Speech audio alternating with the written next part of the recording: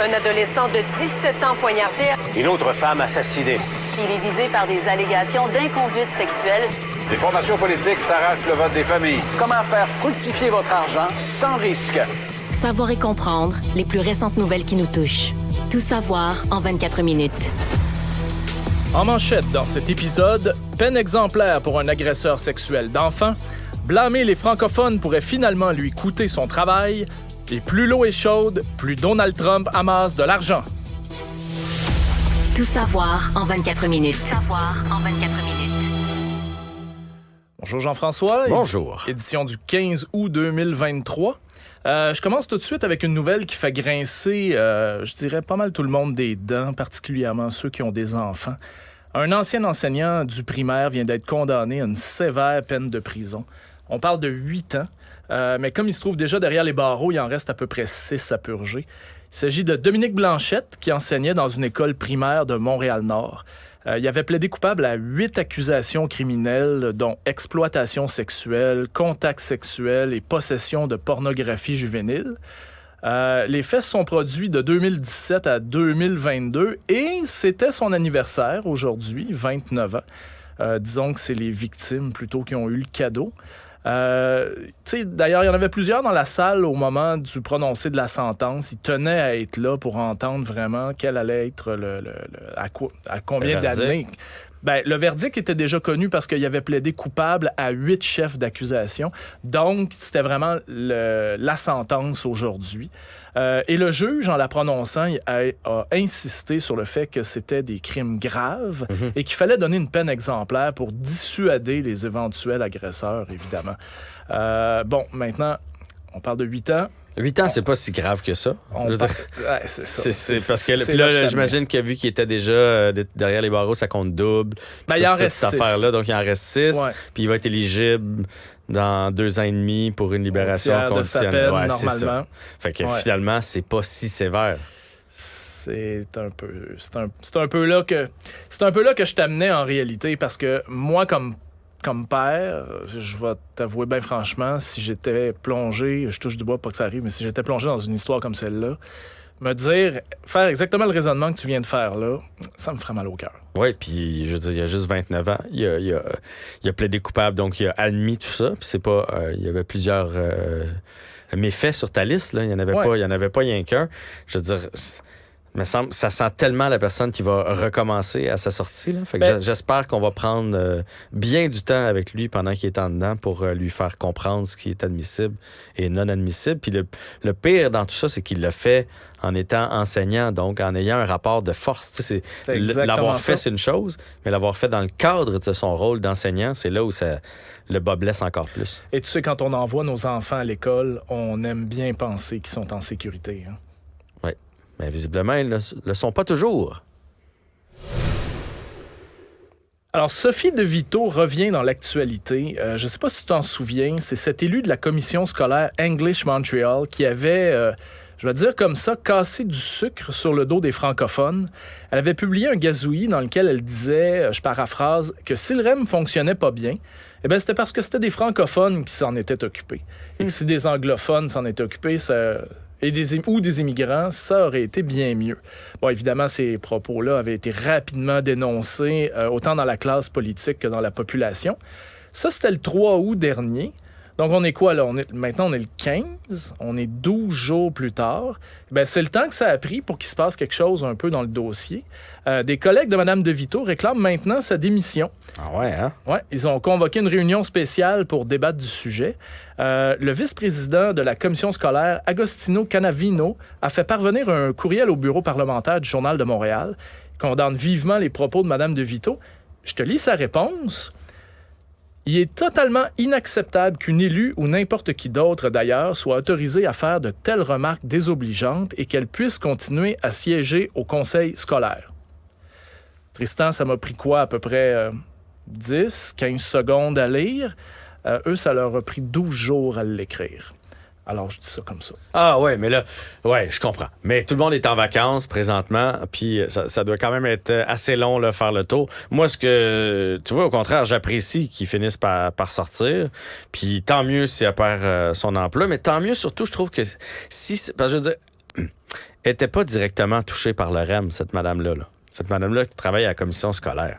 Tu sais, je veux dire, elle n'a pas d'affaire à commenter c'était totalement gratuit. C'était gratuit. Ouais. Puis ça, là, des commentaires gratuits sur n'importe quel média social, des gens qui se mêlent de tout, puis que je trouve qu'il n'y a plus de filtre maintenant. Tu sais, c'est pas ça a été mal fait, c'est médiocre. Tu sais, on y va avec des mots durs de plus en plus. Fait que si ça peut faire réfléchir tout le monde, d'un sur le fait francophone, là, je suis tout d'accord là, que c'est raciste dans le fond ce qu'elle a dit. Là. Carrément. Mais de deux sur tout, arrête. Tournez-vous les pouces cette fois avant d'écrire. Arrêtez de vous en prendre à toutes sortes d'affaires avec des mots durs, avec des choses. Tu sais, quelqu'un qui m'a déjà dit, serais-tu à l'aise à le mettre sur la première page du Journal de Montréal, ton tweet, ou ton statut? Ou ta photo. Si t'es pas à l'aise, ben écris-les pas sur les médias sociaux parce que tu sais pas comment ça va virer. Puis, tu sais, cette dame-là, si on lui avait donné ce conseil-là, probablement qu'elle l'aurait pas fait. Tant pis si elle perd son emploi, mais arrêtez d'écrire n'importe quoi. Et cela dit en passant, c'est drôle, j'ai failli faire mon édito là-dessus parce qu'on est vite à parler des mauvaises nouvelles, mais le REM, il va bien, là. Hein? Tu sais, on a ri du REM pendant les 4-5 premières journées, ça a fait les dépêches partout, mais là, ça bug plus, là. Puis on n'en parle pas quand ça va bien, ça fonctionne. Je te dirais bien que ça roule, mais bon. Ça roule! Mais tu sais, je veux dire, ça se passe bien, là. Fait que il faudrait aussi en parler puis dire que ça s'enligne pour être une réussite. Savoir et comprendre. Tout savoir en 24 minutes. Parlant de rouler, t'as une voiture, toi, Jean-François? Oui. Alors, quand le ministre Fitzgibbon a dit qu'il fallait réduire à peu près de moitié le parc automobile au Québec, t'as reçu ça comment comme nouvelle? Je me suis juste dit que ça faisait pas de sens, son histoire. Là. Je comprends que c'est une figure de style, là, que pour arriver à nos chiffres carbone qu'on s'est donnés, c'est ça que ça prendrait, mais c'est impossible. T'sais. C'est impossible ici en ville, puis imagine, on est quand même mieux équipé en transport en commun que partout à travers le Québec. Là. À travers le Québec, là, je veux dire de quoi? C'est pas possible là, quand tu habites à Alma de prendre l'autobus là, pour aller travailler, faire tes emplettes, etc. Fait que est-ce qu'on peut... Je comprends le grand principe. Là. Est-ce qu'on peut faire plus attention, puis des fois se dire... Parce qu'on a comme une espèce de tendance encore à se dire, mettons, chez nous, on est 2, ça nous prend 2 voitures. Chacun sa voiture. Est-ce que c'est encore si utile d'avoir 2 voitures tout le temps où on pourrait pas faire mieux à l'occasion? Probablement. Mais de penser qu'on va réduire le parc automobile au Québec de la moitié, je pense pas que ça va arriver. Ça fait beaucoup de monde curieux qui de voir vont combien il y a de marcher, voitures, M. Fitzgibbon. Ben, ça doit être des C'est grosses une bonne cylindrées. question, ça. J'ai l'impression que c'est des grosses cylindrées en plus.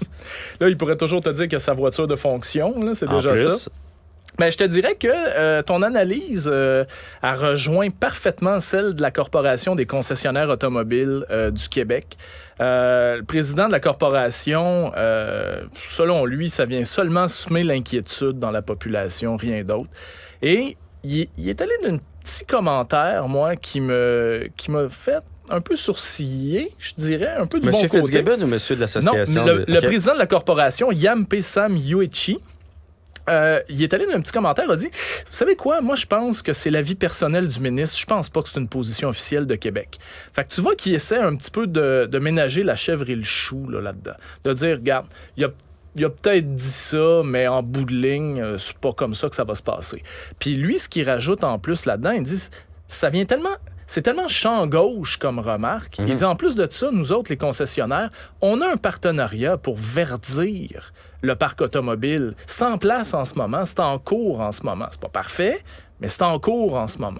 Alors, il se demande un petit peu là, d'où ça vient tout ça. Oui, je pense que c'est le plus important, c'est ça. C'est d'où c'est que ça sort, puis pourquoi il a sorti ça comme ça. Tu vois, Francis Gosselin, tantôt, notre économiste, lui disait que c'était peut-être une façon de dévier le sujet, parce qu'ils sont tannés d'entendre parler du nucléaire, le nucléaire. Là. Il aurait peut-être dû réfléchir avant de parler de relancer Gentilly. Là, on entend parler que de ça, alors qu'aujourd'hui, partout, dans toutes les lignes ouvertes, on parle de Fitzgibbon et sur le fait qu'on pourrait enlever la moitié des voitures. Puis là, les gens s'offusquent en disant « Ben moi, j'en ai 2 voitures, puis j'en ai une parce que je vais à la chasse, j'ai besoin de mon pick-up, puis j'en ai une pour la vie de tous les jours quand je vais faire l'épicerie. » Fait que c'est peut-être une façon juste de dévier le sujet. Mais c'est une grosse déclaration. Puis on s'entend qu'on va pas couper la moitié des voitures. Si on peut en amener plus d'électrique, réduire un peu les voitures, en amener plus d'électrique, c'est vers ça qu'on doit aller. Mais encore, il faudrait qu'elle soit disponible chez les concessionnaires. Ça, c'est mon, Ouais, c'est mon petit commentaire personnel, je te dirais. Le nombre de personnes que je connais qui sont sur des listes d'attente pour des autos électriques présentement, puis même le REM, là, tout le monde parle du REM.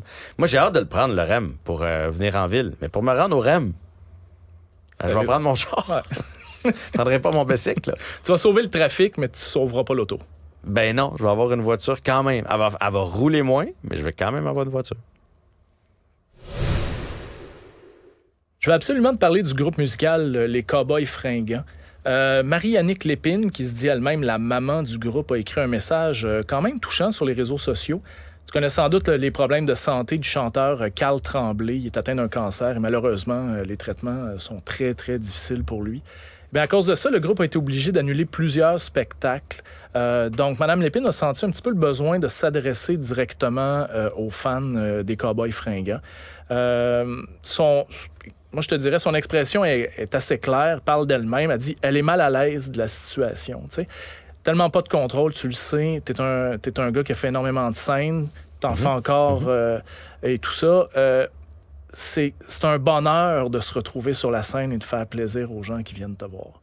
Alors, d'être obligé de leur dire « Je suis désolé, on ne pourra pas être là finalement, allez vous faire rembourser », c'est sûr qu'elle doit avoir un énorme pincement au cœur. Puis quand on connaît la raison en plus, c'est comme un double, je dirais pas un double défi, mais une double épreuve pour les membres du groupe, de devoir justement... De prendre ces décisions-là, j'en ai parlé souvent avec Anaïs Gertin-Lacroix, ça doit pas être facile parce que c'est un groupe. Ils ont si les gens pensent que ces dates de spectacle-là se sont bookées il y a 2 mois, parce que elle a écrit un peu ça, parce qu'il y en a qui lui disent là, pourquoi vous avez chargé l'été comme ça si vous saviez que vous n'alliez pas pouvoir livrer votre été, tu sais. Ça fait 1 an probablement. Moi, il y a un festival là, que j'ai booké la semaine dernière, puis c'est en mai prochain. Je veux dire, quand ils nous veulent vraiment, ils nous mettent de côté de bonheur, parce que les autres, ils font une grille. Puis, les Cowboys Fringants, l'été, là, ils n'ont pas beaucoup de dates dans leur horaire, parce que tous les festivals les veulent. Bref, ça a été booké longtemps d'avance. Et là, présentement, ça doit être très difficile quand ils s'assoient ensemble, puis ils disent, bon, mais là, on a un show jeudi. On le fait ou on le fait pas? Parce que c'est ça le questionnement présentement. C'est pas comme s'il était alité puis qu'il pouvait pas le faire. Ça serait facile à prendre comme décision. On n'en fait pas de l'été. Là, c'est pas ça. Ils vont probablement... Puis même Carl Tremblay doit avoir envie d'y faire. Probablement même plus envie qu'avant, parce que il sait pas ce qui va arriver puis il veut croquer dans la vie au maximum. Fait que là, à chaque fois, ça doit être... Garde mon amour ou garde mon chum, je pense que t'es mieux de te reposer. On va le sauter, celle-là, parce que les traitements t'ont affaibli. Mais en dedans d'eux autres, ils devaient avoir envie d'être là aussi, puis de faire le show. Puis il y a une paye qui vient avec ça, on va se le dire. Là, je veux dire, quand ils font des shows, là, les Cowboys Fringants, ça doit se vendre assez cher. Bref, tout ça, ce processus-là à l'interne, là, OK, celui-là, on le fait. Ces 2-là, on les annule. Celui-là, on va le faire. Ça doit tellement être difficile. Puis ils savent à chaque fois qu'ils déçoivent des gens. Ils déçoivent l'organisation, là. Le festival qui a mis ça dans sa programmation, déçoivent les fans. Fait que c'est un peu ça son message, c'est de dire, je vous comprends d'être déçu. On fait le mieux qu'on peut. Puis ils l'ont dit souvent, là, je pense que c'est comme 20 ans de carrière, ils avaient annulé un spectacle là, avant ça dans toute leur vie. Ils ont dit qu'ils l'avaient fait avec des chaudières en arrière parce qu'il y en a qui vomissaient parce qu'ils étaient malades, etc. Pas malades de boisson, malades d'un virus. Donc, ils n'ont jamais annulé. Puis là, cet été, c'est hors de leur contrôle. Puis je pense qu'une des raisons pourquoi on les aime autant, ce groupe-là, c'est leur côté humain comme ça. Elle n'était pas obligée d'écrire ça. Là. Authentique, oui. Ouais, toujours. Ils ont toujours été proches de leurs fans. On a toujours su les vérités. On sait que Carl a eu le cancer. On sait que le premier traitement n'a pas fonctionné, qu'il est dans un deuxième. Ils ont toujours été très transparents avec leurs fans. Puis je pense que leurs fans comprennent, même si... On sait ce que c'est, les médias sociaux. On en parlait tantôt. Les fans et tout ça. Il doit y en avoir 3-4 cabochons qui ont écrit... rapides sur le pouce. Pourquoi vous l'avez accepté, ce show-là, si vous n'avez pas l'intention de le faire? Mais sûrement, comme tu dis, ça se planifie tellement d'avance que tu peux pas prévoir ce genre. Oui, puis je veux dire, si, mettons, en mai... Mettons, j'apprends que j'ai un cancer et j'ai quelque chose en mai prochain, je vais vouloir le faire. Je vais pas dire, ah non, c'est ça, j'irai pas bien. Prenez-les pas. Je vais être positif, puis son entourage va être positif. Non, ça va aller, Carl, tu vas être capable de les faire. On va les mettre dans l'horaire, puis on gérera en temps et lieu. Tu peux pas commencer à dire... je veux dire, moi, tous les gens que je connais qui ont été malades, ceux qui s'en sont sortis ou qui s'en sont pas sortis, on parle toujours de la force de caractère. À partir du moment où tu t'abandonnes, tu fais « Ah non, je pourrais pas », la maladie va gagner. Ouais. Fait que présentement, dans leur entourage, les autres, c'est « On se laissera pas faire », Puis ils font comme s'ils allaient pouvoir le faire. Puis après ça, on ajuste. Puis je veux dire, on le sait tout là, que c'est hors de son contrôle. C'est vraiment, vraiment hors de son contrôle. Il faut respecter ça. La bonne nouvelle, ils vont être à Saint-Jean jeudi. Ça a été annoncé. Ils vont le faire, ce spectacle-là. C'est ce qu'Anaïs m'a annoncé tantôt. Là. Ça a sorti sur les médias sociaux vers 14h aujourd'hui. Les Cowboys fringants vont être là. Tant mieux. Je te rappelle que Carl Tremblay a seulement 46 ans. Oui. Et qui mène carrément le combat de sa vie. Vraiment. On va avoir une pensée pour lui, ça, c'est sûr. Économie. Une petite question quiz pour toi, Jean-François. Combien tu penses que 200 000 riches Canadiens ont payé en impôts en 2020 sur leurs gains en capital? Donc, leur placement. Exact. Les 200 000 les plus riches? Les 200 000 riches Canadiens. Mon Dieu, ça doit être une méga fortune. C'est zéro comme dans Ouellet. Hein? Ouais. Et pourtant, on parle de 35 milliards de dollars en gains de capital. Pourquoi? C'est parce que c'est caché dans... Ben, je te dirais que ce qui se passe, c'est qu'ils bénéficient de des baisses d'impôts ou des crédits d'impôts à certains endroits, ce qui fait en sorte qu'ils sont capables, à ce moment-là, de gagner des crédits d'impôts, donc, finalement, au final, de ne pas en payer. Donc, ils font un profit, ils font une perte de l'autre côté, puis entre les deux, ça finit par s'annuler. On demandera à notre expert Francis Gosselin comment ça fonctionne. Ces gens-là riches ont de très bons fiscalistes et de très bons comptables. Oui, c'est ça qui est formidable. Tout à fait. Écoute, moi, je te fais un calcul rapide comme ça. Là. Les gains en capital qui n'ont pas été imposés, ça s'élève à 35 milliards de dollars au Canada. OK? Donc, regarde, je te l'ai dit, je ne suis pas économiste, je ne suis pas mathématicien, mais je vais faire un petit calcul rapide comme ça. À 35 milliards de dollars, disons que tu es imposé autour de 40 %, là, on va être généreux, ça fait 14 milliards de dollars, ça, que le Trésor public canadien n'a pas touché. Les transferts en santé à Ottawa, c'est près de 200 milliards sur 10 ans. Donc, ça fait à peu près 20 milliards par année. Ouais. 14 milliards d'impôts perdus, 20 milliards investis en santé. On n'est pas loin, là. On n'est pas loin de pouvoir doubler les transferts en santé, à condition, évidemment, que, 1, on récupère cet argent-là, 2, qu'on l'investisse là-dedans. T'sais? Donc, je te dirais qu'il y a quelque chose qui est quand même plus choquant encore, c'est que 1400 riches Canadiens, ils n'ont pas payé une scène d'impôt, même s'il y avait des revenus de plus de 250 000 $. Alors voilà. Je te dirais, matière à réflexion. Je sais pas quoi dire à ça, mais il me semble que c'est quelque chose qui revient souvent. Il y a toutes sortes d'échappatoires. Il y a la façon de faire ses impôts au Québec, là, puis au Canada, il y a tellement de clauses, puis de cracks. Puis j'imagine que quand tu es riche comme ça, t'as 12 propriétés, là, puis t'as des logements, puis t'as toutes sortes d'affaires, puis ça te mettre le nez là-dedans pour quelqu'un qui veut les surveiller, ça doit être bien compliqué parce que tout s'annule à un moment donné. J'ai fait une perte là, puis écoute, c'est pas pour rien que quand on arrive aux fêtes, là, même juste à la bourse, ça, tout plante, puis tout ça parce que les gens se dépêchent à vendre parce que là, ils ont fait un profit de l'autre bord, fait qu'ils veulent faire une perte pour que ça s'annule. Bref, je suis pas assez qualifié pour te répondre à tout ça, mais j'aimerais bien parler avec leur comptable pour essayer d'avoir les mêmes évasions fiscales. On parlera à Francis, peut-être qu'il va pouvoir nous en expliquer 2, 3. Pas parce que Francis fait de l'évasion, là. Non, pas du tout, parce qu'il est brillant avec les finances. Ah, c'est ça, j'aime mieux ça. Le Monde. Eh bien, un nom que ma famille est tannée de m'entendre prononcer à la maison, Donald Trump. Mm-hmm. Pour être franc avec toi, moi, j'ai vraiment une fascination avec tout ce qui est mouvement MAGA aux États-Unis. Donald Trump, je le suis depuis à peu près 2015-2016, tous ses frasques et tout ça.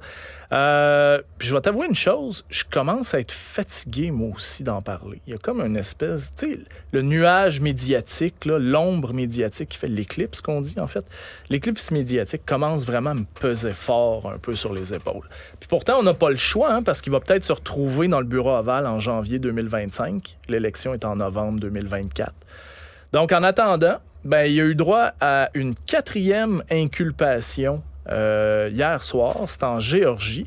Tu te souviens de ce que lui-même a appelé « a perfect phone call », le fameux appel parfait qui demandait carrément qu'on lui trouve des votes pour 12 000. gagner. Ouais, quelque chose comme ça. 12 000 votes. Trouvez-moi 12 000 votes. Oui, j'aime bien ton lapsus, 12 000 vols. Ben, c'est exactement ça qui est au centre des accusations. Et moi, il y a un chiffre qui m'a fasciné dans ça. Quand tu calcules les 4 inculpations, les 4 procès, ça lui fait 91 chefs d'accusation sur le dos. 91 chefs d'accusation. Tu sais, on en parlait, toi et moi, tantôt, hors d'onde. Il y a quoi? Il y a 15 ou 20 ans à peu près, une accusation aurait tué une carrière politique. Et là, tu sais ce qu'il y a de pire? C'est que ces 91 chefs d'accusation-là lui permettent de faire de l'argent comme de l'eau. Oui, il y a plus de monde qui donne au parti. Ils montent dans les intentions de vote, dans les sondages, parce que c'est comme si ces fervents le prennent un peu en pitié, je veux dire. Ils disent qu'il est carrément victime. C'est une victime, donc on va t'aider. On va t'aider à t'en sortir. Puis ceux qui pensent ça, ils veulent rien savoir, là. T'auras beau leur... il n'y a aucune façon. C'est ça, puis de la désinformation, puis t'as beau leur apporter des faits, pour eux autres, ils sont certains que Donald Trump a raison. Ben, en fait, plus t'amènes de faits, et plus ils pensent que c'est de la désinformation. Donc, autrement dit, c'est comme ils sont pris dans un cercle, dans un tourbillon dans lequel je vois mal comment on va pouvoir sortir cette frange-là américaine. D'ailleurs, Donald Trump est reconnu pour ramasser de l'argent sur des sites Internet puis en envoyant des courriels. Tu sais, il y a des listes et tout ça. Puis là, il envoie des courriels puis il te demande de l'argent. Là, un petit peu avant d'être inculpé en Géorgie, il a envoyé une masse de courriels à ce qu'il a appelé ses patriotes.